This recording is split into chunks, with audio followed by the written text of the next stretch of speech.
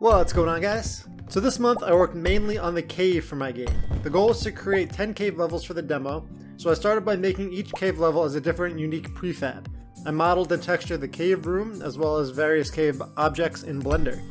This included the cave entrance, rocks, a lantern, stalagmites, a hole, a ladder, rock formations, and more.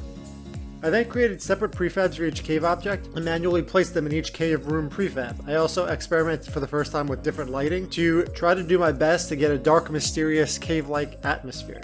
Through trial and error, I finished 2 cave levels complete with cave objects, a cave hole, which allowed you to descend to the next level, as well as a cave ladder to go up a level. Although I was very happy to get this working for a couple of levels, I soon realized there were 3 problems with this process. Number 1, time commitment. So each cave level took me about 1 to 2 hours to make. While 10 to 20 hours of total work for 10 levels wouldn't be much of an issue for the demo, I realized that making 100 levels or more for the actual game would be a huge time sink.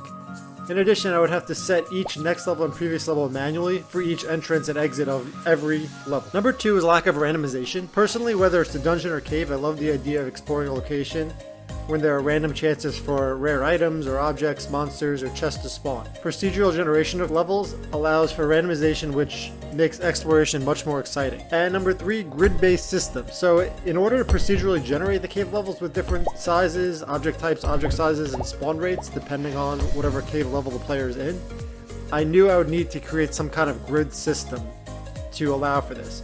There's so many variables, so there has to be a systematic approach to generating these levels. In addition, I knew I would need a similar system for picking up and dropping items such as crafting items or structures and placing them on some kind of grid, so I figured I would have to do this eventually anyway. I started by creating a simple cave tile prefab to be instantiated by my grid manager script based on X and Y input values.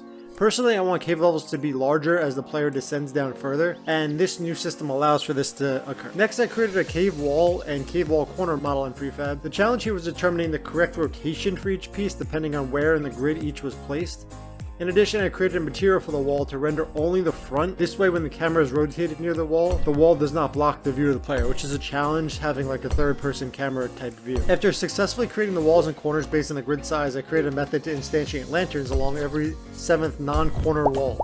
I use point lights to give barely enough light for the player to see, even if they don't have the miner's helmet equipped. Once the main structure was in place, I created a method to instantiate random cave props along the outer edge tiles. I later revised this to ensure to only spawn shorter props under the lanterns, as they were being blocked by taller props after my first trial. Next, I spawned the cave ladder in the bottom left of the grid to ensure the player knows where the exit is, and I set the cave ladder to be like a 4x4 tile object to ensure no other objects would spawn around it, which would probably block the player from spawning there or getting to the exit. The next step was to find a random unoccupied tile to spawn the cave hole. This adds some fun RNG and luck, as the hole can spawn close to the ladder or it could be on the complete opposite side of the cave floor.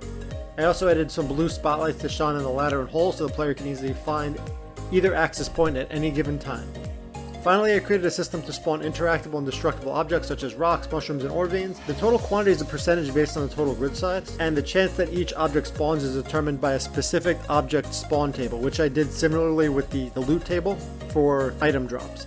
Based on this, rocks will spawn a lot more often than, say, that of mushrooms or ore veins, and descending further down will increase your chances of finding these rare objects. In conclusion, the player can now enter the cave and navigate through 10 randomized levels, and the object data for each cave level will save and load as the player left it. However, I'm thinking about resetting the cave levels after a certain period of time, maybe after the player exits the cave, to allow the RNG to randomize the levels once again. So that's it for this month for September. My goals are as follows: create rewards and achievements triggered once the player reaches levels 5 and 10 of the cave for the first time.